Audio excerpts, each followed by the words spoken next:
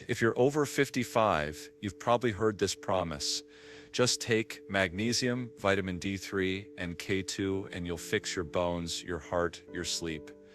I want you to imagine something different. Imagine that your body isn't a problem to be fixed by a pill. It's a finely tuned orchestra. Every instrument matters: minerals, vitamins, hormones, kidneys, muscles, and the silent conductor, your daily habits. Today we're going to tune that orchestra not by chasing hype, but by understanding how these popular supplements actually work in an aging body. My only agenda is your safety, your strength, and your confidence to make informed choices. Let. Quote, imagine you're standing in a hardware store and in front of you is a wall of tools, wrenches, drills, saws. Each one is capable of doing something powerful, but only if you have the right job for it, the right skill to use it, and the right safety measures in place. Supplements are just like that. Magnesium, vitamin D3, vitamin K2. These are not magic pills, and they're certainly not shortcuts to health.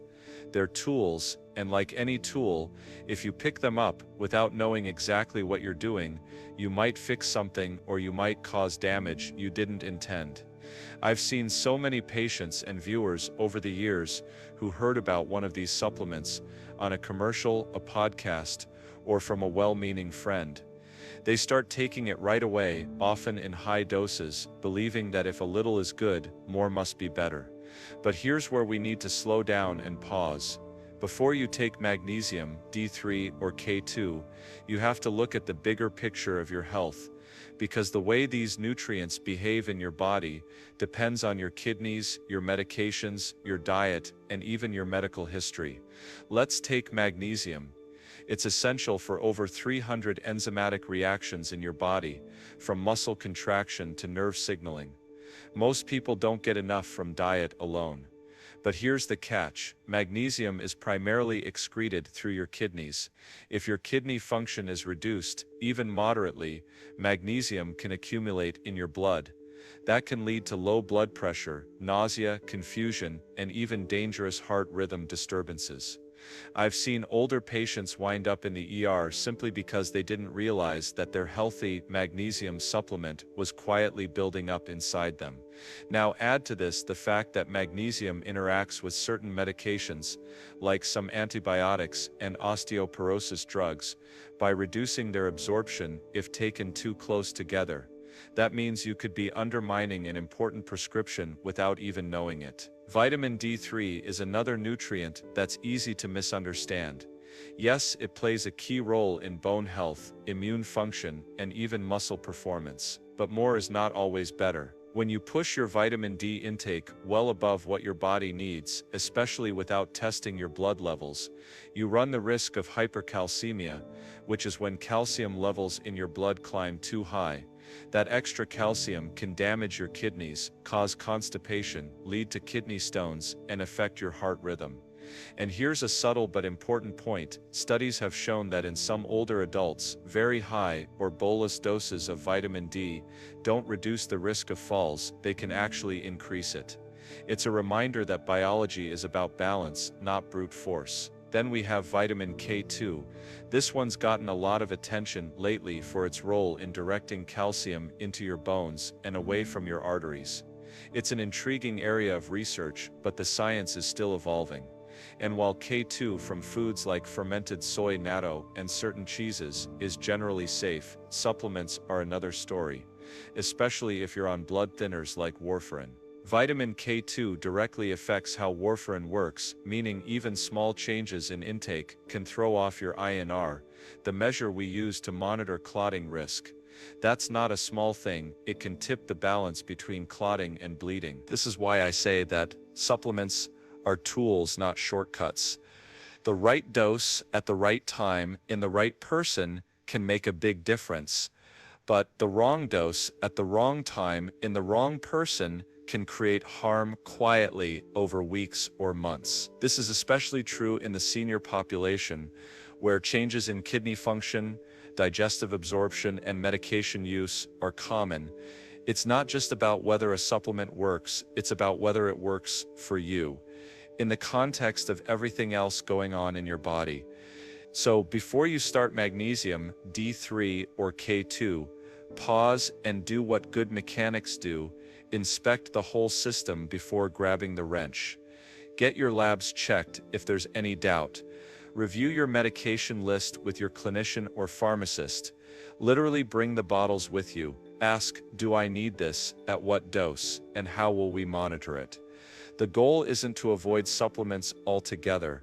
The goal is to make sure they're used deliberately, with an understanding of how they fit into the larger picture of your health. That pause, that moment of thought, can be the difference between a tool that builds health and a tool that, without warning, starts to break it down. Magnesium is one of those nutrients that works quietly in the background, yet it's involved in hundreds of vital processes. Every time your muscles contract, every time a nerve sends a signal, every time your heart beats in rhythm, magnesium is part of that orchestration. It also plays a role in regulating blood sugar, supporting bone formation, and even helping enzymes activate vitamin D, so it can do its job. For many seniors, it's tempting to think, if magnesium is that important, I should start supplementing right away. But the real key is understanding both its potential and its pitfalls before adding it to your daily routine. In terms of benefits, magnesium can help reduce muscle cramps, support normal blood pressure, and improve sleep quality in some people. Low magnesium levels are surprisingly common, partly because our modern diets don't always include enough magnesium-rich foods like leafy greens, nuts, seeds, beans, and whole grains. Medications that many older adults take, such as certain diuretics, proton pump inhibitors for heartburn, and even some antibiotics, can also lower magnesium levels over time. In these cases, supplementation can restore balance and help you feel better. But this is where we have to slow down and look at the fine print, because magnesium supplementation isn't risk-free. The first thing to know is that the body primarily gets rid of excess magnesium through the kidneys. If kidney function is even mildly reduced, a situation common with aging, it can cause magnesium to accumulate.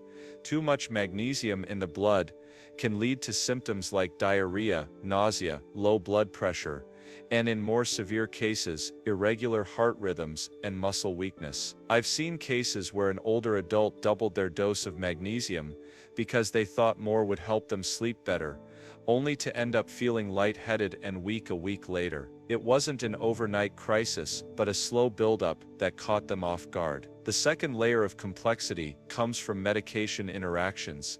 Magnesium can bind to certain drugs in the digestive tract, preventing them from being absorbed properly. This is especially important with osteoporosis medications like alendronate and risdronate, and with some antibiotics like tetracyclines and fluoroquinolones. If you take these medications too close to a magnesium supplement, you may be cutting their effectiveness without realizing it. That's why it's recommended to separate magnesium and these medications by at least 2 hours. In some cases, your doctor may suggest taking magnesium at night and your other medications in the morning to avoid interference. Not all magnesium supplements are created equal either. Magnesium oxide, for example, is inexpensive but less well absorbed and more likely to cause loose stools. Magnesium citrate and magnesium glycinate tend to be better tolerated and absorbed, though they cost a bit more. The form you choose can make a difference, not only in how well your body uses it,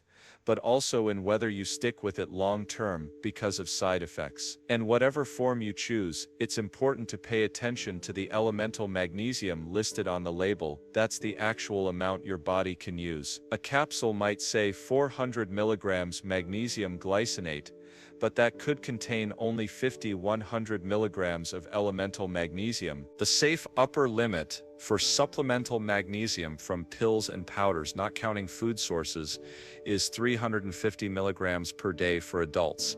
That number doesn't mean you need that much. Many people do well with 100–200 milligrams daily, especially if they're also eating magnesium-rich foods.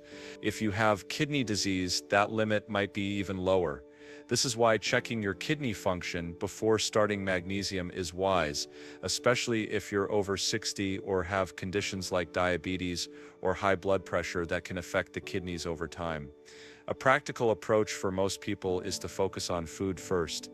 Add a handful of pumpkin seeds or almonds to your snacks, include spinach or Swiss chard in your meals, and swap refined grains for whole grains. If, after reviewing your diet and health history, you and your healthcare provider decide a supplement is appropriate, start low, monitor how you feel, and check your levels if there's any concern. Magnesium can be a fantastic tool for supporting overall health, but it works best when used with precision, right dose, right timing, right person, rather than as a blanket solution for every ache or sleepless night. In that way, it becomes part of a well-tuned health strategy, rather than a guess and hope experiment. Vitamin D3 has been called the sunshine vitamin, and for good reason. Your body can make it when your skin is exposed to sunlight, and it plays a crucial role in how you absorb calcium from your diet, how your muscles function, and how your immune system responds to threats. For seniors, maintaining adequate vitamin D levels can be especially important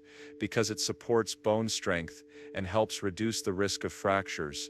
But here's the thing, just because vitamin D3 is essential doesn't mean that taking large amounts of it will make you healthier. In fact, there's a point where more can become a real problem, and it's often not obvious until the damage is done. When your vitamin D levels are in the right range, calcium is absorbed efficiently and can be directed toward building and maintaining bone. But when those levels climb too high, usually from taking excessive supplements, you can develop a condition called hypercalcemia. That means there's too much calcium in your blood, and instead of helping your bones, that calcium can deposit in places you don't want it: the kidneys, the arteries, even the heart valves. Hypercalcemia can cause symptoms like frequent urination, excessive thirst, constipation, muscle weakness, confusion, and in more serious cases, abnormal heart rhythms. The irony is that in trying to protect your bones, you could end up harming your heart or kidneys. One of the mistakes I often see is the assumption that vitamin D deficiency is extremely common,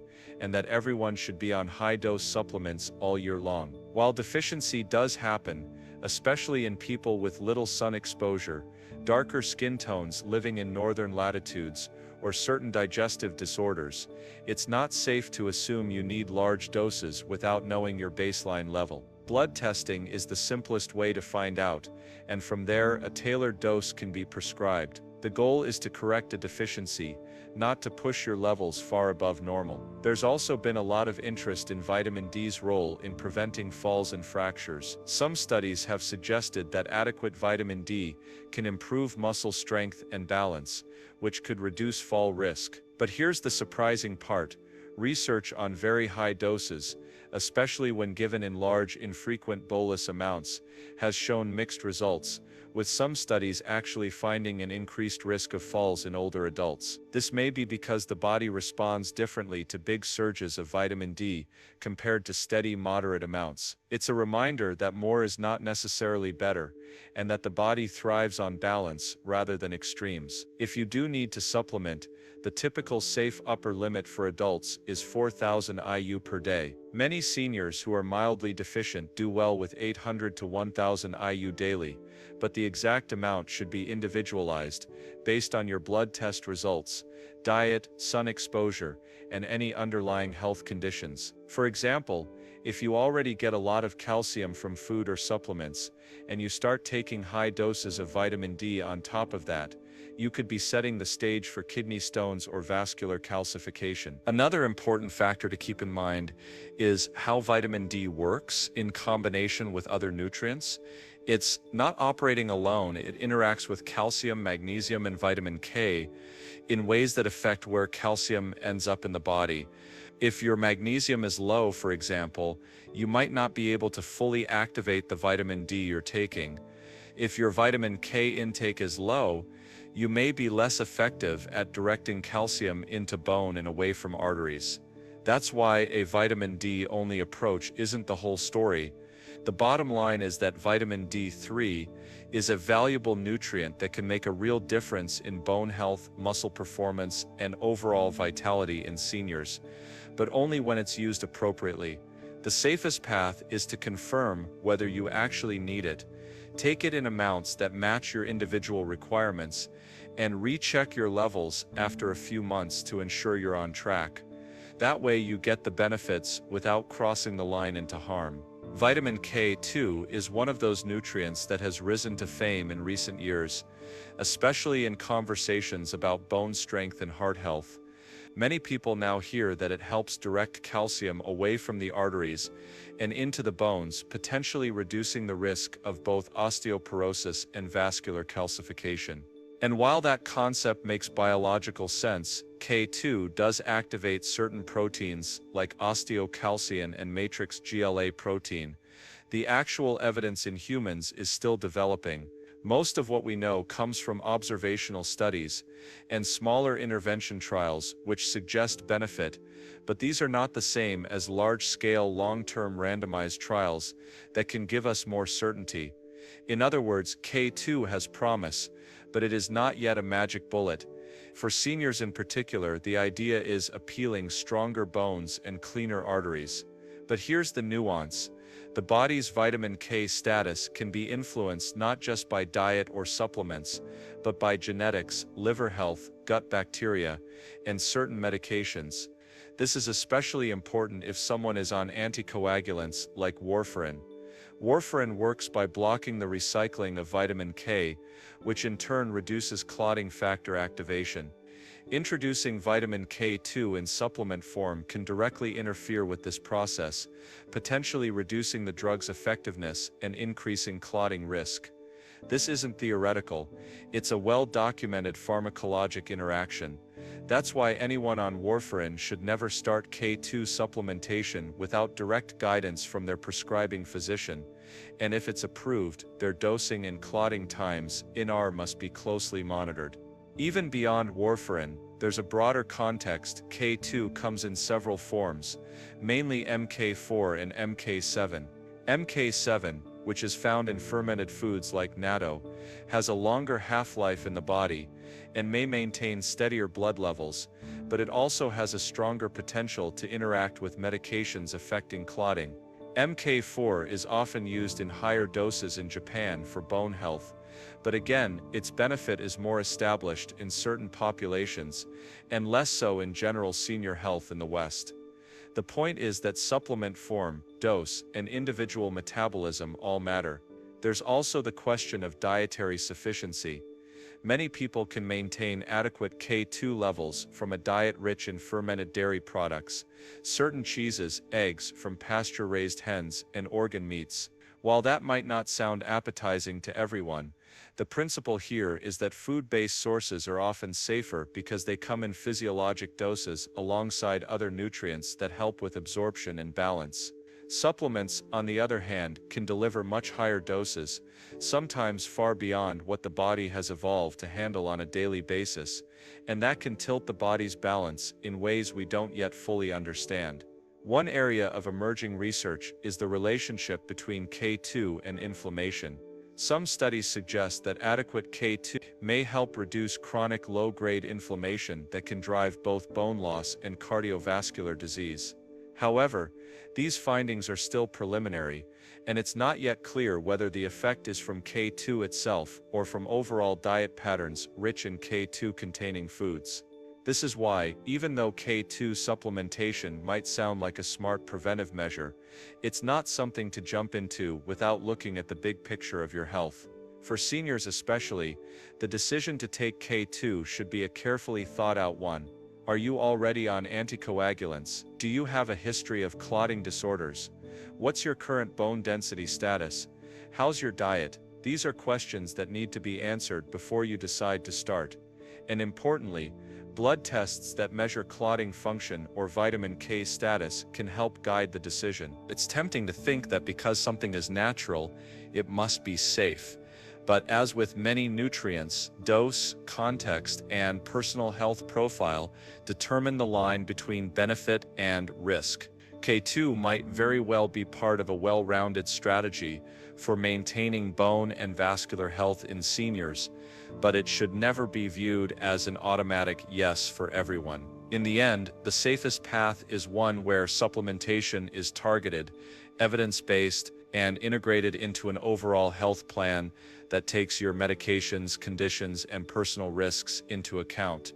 Because the very thing that could help your bones could also, in the wrong situation, disrupt your blood's delicate balance. Many people today hear about the so-called power stack of vitamin D3, vitamin K2, and magnesium, and are told that it's the ultimate way to protect bones, heart, and overall vitality, especially as we get older. On paper, this trio seems perfectly logical. D3 helps your body absorb calcium. K2 is thought to direct calcium into the bones instead of the arteries, and magnesium supports muscle, nerve, and bone function, while also playing a role in vitamin D metabolism. It's an appealing story, and in many ways, each of these nutrients does have a legitimate role in maintaining healthy aging. But the danger comes when we assume that more is better, that stacking them guarantees better results, or that they can be taken without regard for individual needs, existing health conditions, or medication interactions. The body is not a static system, it's dynamic and interconnected. A change in one nutrient level will influence others, sometimes in ways we don't anticipate. When you take D3, calcium absorption increases. Without enough K2, that calcium might not be optimally directed to your bones, leading to concern about vascular calcification. That's why the pairing of D3 and K2 makes intuitive sense. But here's where the complexity deepens.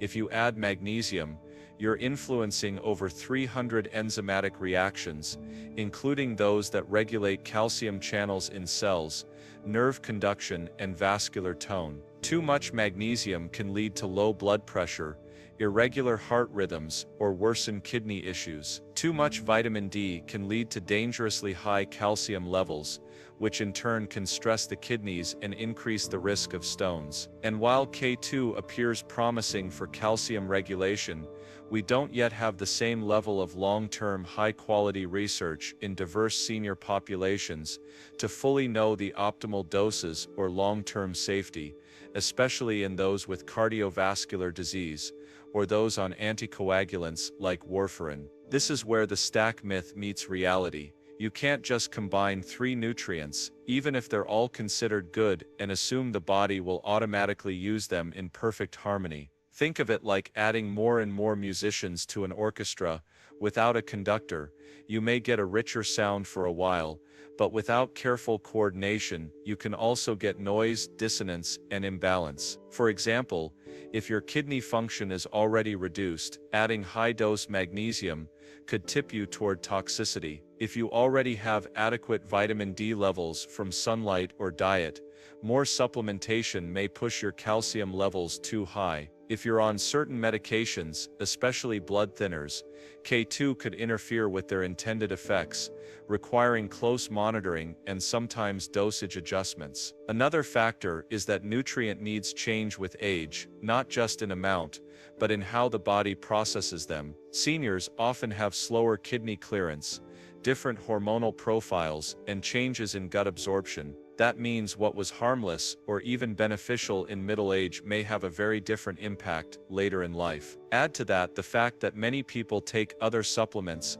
calcium pills, multivitamins, herbal extracts, and you can see how easily the nutrient web becomes tangled. It's not just about 3 nutrients, it's about how they interact with everything else you're consuming and with your unique physiology. The safest and most effective approach to maintaining strong bones, a healthy heart, and good kidney function isn't to chase a magic supplement stack, but to start with understanding your actual needs. That means checking baseline levels of vitamin D, magnesium, and calcium through lab tests, reviewing your current medications, and discussing with a healthcare provider who understands the interplay between these nutrients and your health conditions. Sometimes the right dose might be smaller than you expect, or you might not need one of these nutrients at all. The goal is balance, not overload. It's tempting to believe in a simple, universal formula, but biology rarely works that way. In the end, the key is not in how many nutrients you can stack, but in how precisely you can tailor your nutrition to support your bones without compromising your heart or kidneys. This is the part of the conversation that rarely makes headlines, but is where real health protection happens through informed, personalized choices rather than one-size-fits-all stacks. When we think about supplements for seniors, whether it's magnesium, vitamin D3, vitamin K2, or even the combination of these, the first principle is always that food should be the foundation. The reason is simple. Nutrients in whole foods don't act in isolation. They come packaged with cofactors, enzymes, fiber, and other compounds that the body has evolved to handle over thousands of years. Leafy greens provide magnesium, along with potassium and antioxidants. Fatty fish provides vitamin D naturally, with omega-3 fats that support the heart. Fermented foods like natto contain vitamin K2, in a context your body knows how to use. By prioritizing food, we're not only giving the body what it needs, we're also reducing the risk of the kind of imbalances that can happen when supplements push one nutrient too high. That said, supplements can be valuable tools when used strategically. For seniors, the safest way to decide if you need them is to start with testing.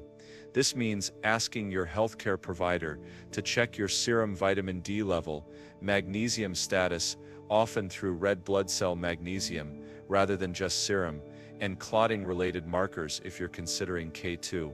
Testing gives you a baseline, and a baseline lets you see whether supplementation is actually needed, or whether lifestyle changes could be enough. For example, if your vitamin D is only slightly low, increasing sun exposure safely, improving dietary intake, and checking levels again in a few months might be the first step before going to high-dose capsules. Another important part of a senior safe action plan is starting low and going slow. The metabolism changes with age, kidney function often declines gradually, and drug-nutrient interactions become more common. A younger person might tolerate 5,000 IU of vitamin D without issue, but in someone over 70 with borderline kidney function, that dose could push calcium too high and cause vascular calcification over time. The same is true for magnesium. Large doses in pill form can cause diarrhea, dehydration, and in those with reduced kidney clearance, dangerously high blood levels. That's why, for most seniors, lower daily doses adjusted over time make more sense than large loading doses. Timing also matters more than many people realize. Fat-soluble vitamins like D3 and K2 are best taken with meals that contain healthy fats to improve absorption. Magnesium, depending on the type, can sometimes be better tolerated in the evening, as it may help relax muscles and promote better sleep. Splitting doses into smaller amounts throughout the day can also reduce side effects and improve steady absorption.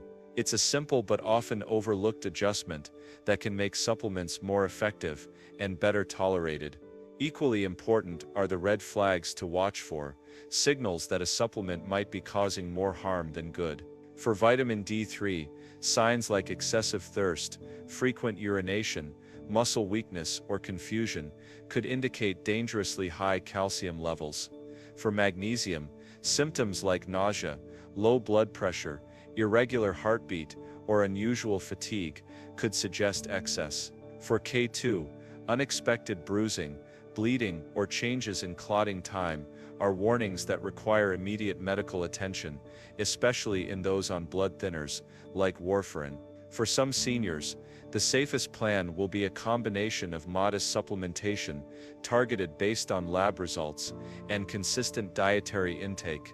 For example, someone with slightly low magnesium might add more leafy greens, nuts and seeds, while also taking a small daily supplement. A person with low vitamin D might aim for more safe sun exposure, eat more fatty fish, and use a lower dose D3 supplement in winter months. And if K2 is considered, it should be done in coordination with a doctor, especially when other medications are in play. By putting food first, testing before supplementing, starting with lower doses, paying attention to timing, and staying alert for red flags, seniors can gain the benefits of these nutrients without stumbling into the very real risks of overdoing it. Supplements can be a powerful ally in protecting bone strength, supporting cardiovascular health, and maintaining overall vitality, but they must be used with the same respect and caution we'd give any potent health tool. Your health isn't a lottery ticket you buy at the supplement aisle. It's a blueprint you build day by day, with food, movement, sleep, sunlight, and yes, sometimes a carefully chosen supplement. If you're over 60, your body is not fragile, it's adaptable. Give it the right signals and the right amounts, not the loudest marketing message. Before you take magnesium, D3, or K2, take one courageous step, pause, ask, what does my body need? Review your meds, choose food first, and if a supplement makes sense, start low, time it right, and monitor smartly. That's how you protect your bones, your heart, and your independence. If this helped, share it with someone you love, because strong, informed seniors don't just live longer, they live better.